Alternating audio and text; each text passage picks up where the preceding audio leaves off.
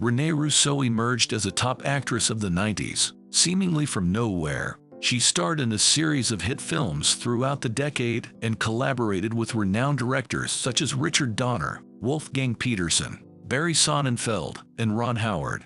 However, just as abruptly as she rose to fame, she took a 6-year break from her career.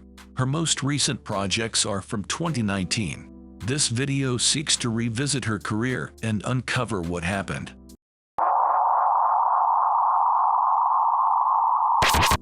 Prior to her acting career, Rene Russo began as a model.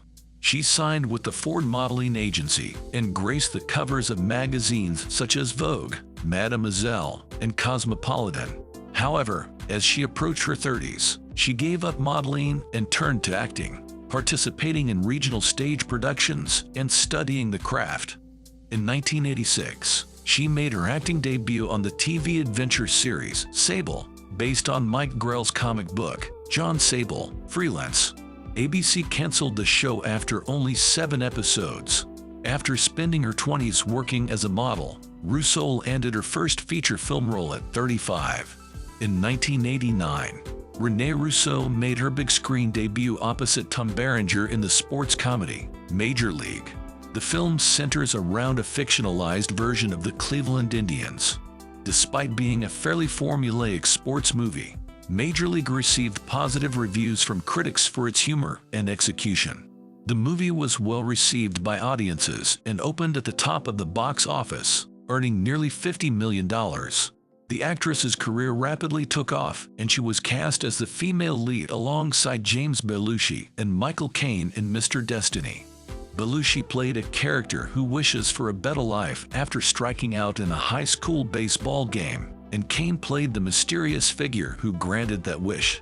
Belushi's character suddenly found himself wealthy and married to Russo's character, the boss's daughter, but he ultimately misses his old life and wife, played by Linda Hamilton. However, Mr. Destiny received poor reviews and was a box office failure, like many of James Belushi's movies.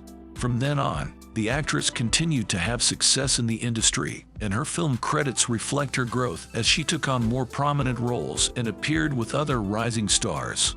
One of her biggest roles was in Lethal Weapon 3, a film that was already part of a popular franchise and guaranteed to draw audiences. Prior to that, she appeared in Freejack with Emilio Estevez's strong-willed characters as in Major League. However, in Lethal Weapon 3 she brought a new level of energy and depth to her performance, creating a role that was fully integrated into the film's main story. This marked a departure from her earlier films. Reviews were mixed to positive. Critics noted that the series was increasingly watered down, but still entertaining. Domestically, Lethal Weapon 3 made slightly less than Lethal Weapon 2 at the box office, but worldwide, it was the highest-grossing movie in the series. In 1993, Russo starred in The Line of Fire, a thriller directed by Wolfgang Petersen, and co-starring Clint Eastwood and John Malkovich. Eastwood played a Secret Service agent trying to protect a president from a dangerous assassin, portrayed by Malkovich. Initially, Dustin Hoffman was cast as Eastwood's character, but the film was canceled due to conflicts with the head of Columbia Pictures. Robert Redford was attached next, but dropped out, and Sean Connery declined the role. Eastwood, who was 62 at the time, was initially hesitant to take the part because the character was written as being 50 years old. Russo's role was initially offered to Glenn Close and Sharon Stone before being given to her. The film received positive reviews and was a commercial success, earning $177 million on a $40 million budget. By the mid-1990s, the actress had reached the pinnacle of success and had worked with a multitude of A-list stars. In 1995, she starred alongside John Travolta, Gene Hackman, and Danny DeVito in the crime comedy Get Shorty, directed by Barry Sonnenfeld. DeVito, who was also a producer on the film, originally intended to play Travolta's role himself, but had to take a reduced role as a self-absorbed actor due to directing duties on Matilda. During a meeting with Sonnenfeld and DeVito, Russo had an allergic reaction to the sesame in her tuna sandwich and broke out in hives. Despite her initial belief that the incident cost her the role, she received a call from Sonnenfeld later telling her that she was cast.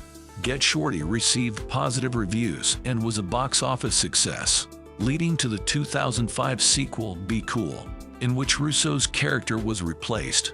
In 1996, Rene Russo starred in the Ron Howard-directed thriller Ransom alongside Mel Gibson. The director, Ron Howard, personally invited Russo to play the lead role, as he had a crush on her in school but was too shy to ask her out. Russo also had feelings for Howard in school. In the film, Gibson and Russo played the parents of a kidnapped son, and their attempt to pay the ransom goes wrong. The father decides to use the ransom money to put a bounty on the kidnapper's head. Ransom received positive reviews and was a box office success, grossing over $300 million worldwide on a budget of $80 million. This success solidified the belief among producers that Russo was a profitable actress for the studios. In 1997, Rene Russo starred opposite a man in a gorilla suit in the film Buddy. The movie was based on the true story of a wealthy woman who kept exotic animals as pets and raised a gorilla as a child. Buddy was Russo's 11th film and marked her first time as the lead actress.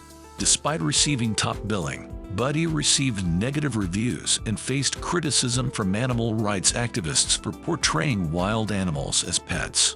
The film also underperformed at the box office, earning only $10 million on a $25 million budget. This was a disappointment for Russo, and she did not have any major roles afterwards. The failure of the film was likely due to the choice of the role and the inexperience of screenwriter Caroline Thompson as a director. After Buddy, Rene Russo starred in the fourth installment of the Lethal Weapon franchise, and in the John McTiernan-directed remake of the 1968 Steve McQueen film, The Thomas Crown Affair. This was considered one of Russo's best films, and saw her perform her first nude scenes. At the time, Pierce Brosnan was at the peak of his popularity, while Russo remained in demand for her acting skills. In The Thomas Crown Affair, Brosnan played a wealthy financier who steals art for thrills, while Russo played an insurance company investigator who works with Dennis Leary to track down the thief. As the investigation progresses, the two fall for each other.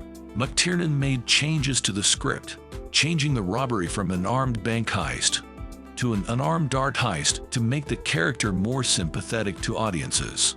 The film received mostly positive reviews and was a modest success at the box office. There was talk of a sequel for many years, but it never came to fruition. Following this, however, Rene had happened to see a dip in her status as a movie star as the years began to wear on. She was no longer the fresh-faced young woman that had started out on such a high note, and needed to find something that would perk her career up again. It meant that she had to go back a step, while reinventing herself, it would seem. In the 2000s, Rene Russo experienced a sharp decline in her career. Despite having a string of successful films in the 1990s, her more recent projects, such as The Adventures of Rocky and Bullwinkle, Showtime, Big Trouble, and Two for the Money, received poor reviews and underperformed at the box office. Despite having a high-profile cast, including Al Pacino and Matthew McConaughey, and being written by her husband Dan Gilroy, Two for the Money was unable to reverse the trend of Russo's declining popularity. Between 2005 and 2011, Russo took a 6-year break from acting before returning to play Frigga, mother of Thor and Loki, in Kenneth Branagh's adaptation of the comic book Thor. Her daughter's encouragement prompted her return from hiatus. The movie received mostly positive reviews and was a box office hit. In 2013, Russo reprised her role in Thor: Dark World. The sequel saw Thor and Loki unite against a greater threat and received mixed to positive reviews, outperforming the original. In 2014, Russo appeared in a supporting role in the thriller Nightcrawler, directed by her husband Dan Gilroy. The movie starred Jake Gyllenhaal as a morally questionable videographer and Russo as a news producer. Nightcrawler received positive reviews and was successful at the box office. Russo's most recent projects include a cameo in the 2019 film Avengers: Endgame, and a collaboration with her husband titled Velvet Buzzsaw. Russo's career began as a model and was successful in her 20s. However, when demand for her modeling services decreased, she stepped away from that career. She later entered film acting, but found that most actresses see their careers decline in their 30s. Despite this, Russo starred in several box office hits, but when demand for her acting slowed down, she decided to walk away again. It's also important to note that Russo often played the love interest, being cast as the girlfriend or spouse and not the main character, with the exception of the movie Buddy. Despite not being a lead in many of her movies, Russo values quality over quantity and is selective in her role choices, avoiding the categorization of being a B-list star. And if Rene appears in a new movie, it will likely be a project by her husband Dan Gilroy.